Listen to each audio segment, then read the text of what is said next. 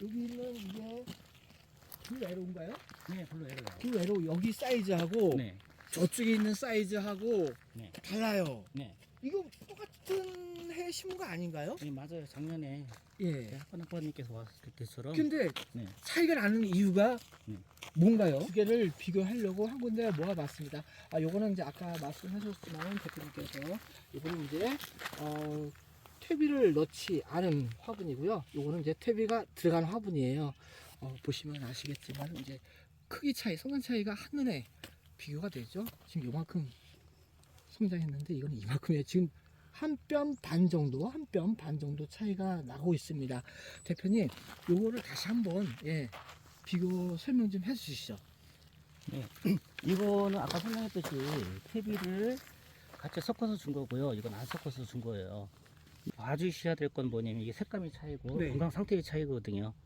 퇴비를 섞어준 것들은 색감도 겨울인데도 월동색도 좋고, 얘는 약간 갈색으로 변해 있고 이게 영양 부족이거든요. 네. 그래서 그렇게 봐주시면 될 것 같고, 아랫부분도 보면 이렇게 빵이 좋잖아요.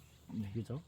네, 그래서 그 퇴비를 좀 섞어주는 것이 그 화분 재배에 큰 도움이 된다. 네. 얘기를 해드리고 싶습니다. 네, 좋은 말씀 감사하고 제가 또 질문 하나 드릴게요. 초보자분들이 궁금해하는 내용일 수도 있는데 네. 대표님, 월동할 때 물 관리 혹은 월동 관리는 어떻게 하는 게 좋을까요? 이 같은 이런 침엽수들 있잖아요. 예. 이 소형 침엽수들 같은 경우는 실제 걱정되는 게 뭐냐면, 사실 얼어 죽을까봐 동해를 입을까 걱정되는 게 아니라 오히려 더 이 관수 시설이 얼까봐 걱정돼서 네. 오히려 더 걱정이 되거든요. 그래서 왜 그러냐면 작년에 경험을 해봤기 때문에 그래요. 우리가 물을 충분히 주고 난 다음에 꽝꽝 얼릴 상태만 된다고 하면, 지금 만져보시겠어요? 지금 꽝꽝 얼어 있잖아요. 네네. 그러면 화분이 얼어 있으면 얘들이 오히려 더 그 월동하는 데 도움이 됩니다. 네. 예전에 그 영상 한번 예, 맞아요. 찍으셨잖아요. 제가 네. 영상 기억이 나는데 그 화분은 꽝꽝 얼려라 이런 영상 제가 올려드린 바 있어요. 네네, 맞아요. 그래서 그때 이제 그 12월 초에 영하로 떨어지기 직전에 네. 그때 물을 충분히 관수를 하고 물에 배관에 있는 물을 다 빼주고 그렇게 했습니다. 네. 그래서 지금 상태 그 이후로는 한 번도 물을 준 적이 없거든요. 제가 이제 장소를 이동해서 이제 하우스 안으로 들어왔습니다. 왜냐하면 아까 오장근 대표님께서 상토할 때 퇴비를 넣는다고 그랬잖아요. 그런데 일반 상토 포대 뒷면을 보게 되면은 넣지 말라는 문구가 있는데 요거에 대해서 이제 오장근 대표님께서 자세히 설명해 주시겠습니다. 일단 두 종류의 상토를 준비를 했는데요. 이게 보면 퇴비를 섞지 말라고 되어 있거든요. 왜 그러면 장애가 생길 수 있다고. 그리고 여기도 마찬가지인 게 유기물이라든지 부산물이라든지 다른 것들 섞지 말라고 됐어요. 왜냐면 가스생기가 생길 수 있다고. 근데 일반 포트라든지 그리고 일반 화분 같은 경우는 통기성이 불량해가지고 가스생기가 충분히 생길 수 있다고 저는 생각하거든요. 네. 예, 가습이 걸렸을 때는 더 문제가 되고요. 근데 이제 저희 같은 트릴 화분은 그 통기성 기능성 화분이잖아요. 네. 예, 그러다 보니까 가스가 장애가 생긴다 하더라도 어느 정도 이제 부숙이 됐다면 가스가 다 빠져나갈 수 있으니까 네. 큰 문제가 되지 않다고 생각해서 저는 이제 화분에다가 퇴비를 섞어서 실제 해본 거거든요. 근데 그 효과는 월등히 좋았습니다. 근데 우리가 혹시 그런 경험을 해보셨죠?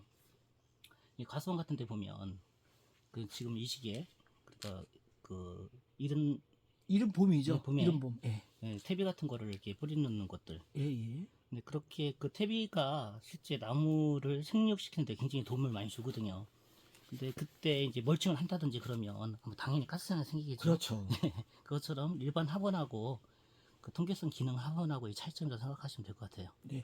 다만 주의사항은 퇴비는 사용하되 퇴비가 일반적으로 완전히 부숙돼서 나온 건 아니잖아요. 그렇죠? 미부숙이기 때문에 가급적 이것을 구매하시고 1년 후에 그렇죠? 사용하시는 게 좋을 것 같고요.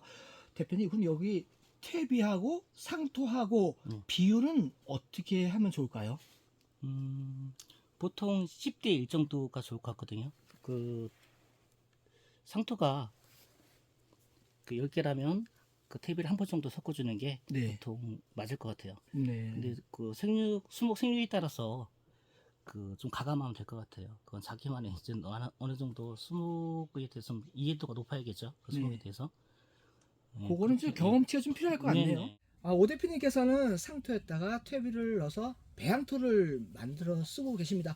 우리가 일반적으로 생각할 때 그냥 상토 쓰면 되는 건데 대표님은 이것을 배양토화 시켰어요. 대표님 이렇게 하시는 이유 말씀해 주시죠. 여기 보니까는 근거 자료가 있는데 보시면서 말씀해 주셔도 좋고요. 네. 그 관내에 있는 그 농업기술센터에서 그 처방전을 받았거든요. 그러니까 이게 같은 경우는 상토를 사용하기 전이에요. 근데 pH가 4.8 나왔거든요.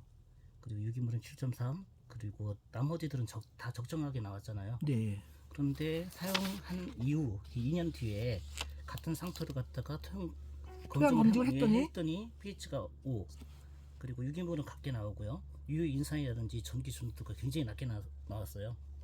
근데 식물이 생육하는데 인산이라든지 전기 전도는 굉장히 중요하잖아요. 네. 여기서 디테일하게 설명드릴 수 없지만, 네.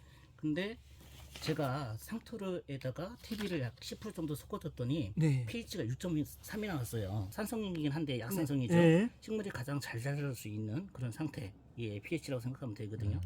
그리고 적정 이상으로 충분히 나왔기 때문에 나무가 되게 잘 자랐던 거예요. 그래서 저는 이제 배양토를 만들 때 예. 이 상토에다가 퇴비만 섞어줘도 충분하다 그렇게 네. 말씀드리는 이유의 근거가 되는 거죠. 네. 예. 그렇다고 해서 참 여기서 주의할 것은 뭐냐면 상토가 나쁘다는 건 아닙니다. 상토는 네. 다 자기만의 어떻게 보면 용도가 있는 거거든요. 상토는 아까 얘기했던 것처럼 모종을 키우기 위한 가장 적합한 흙이라고 하면 되는 거고요. 이것이 배양토를 저만의 배양토를 만든 거는 식물을 키우기 위한 거기 때문에 상토는 네. 무조건 나쁘다 그렇게 생각하시면 안 돼요.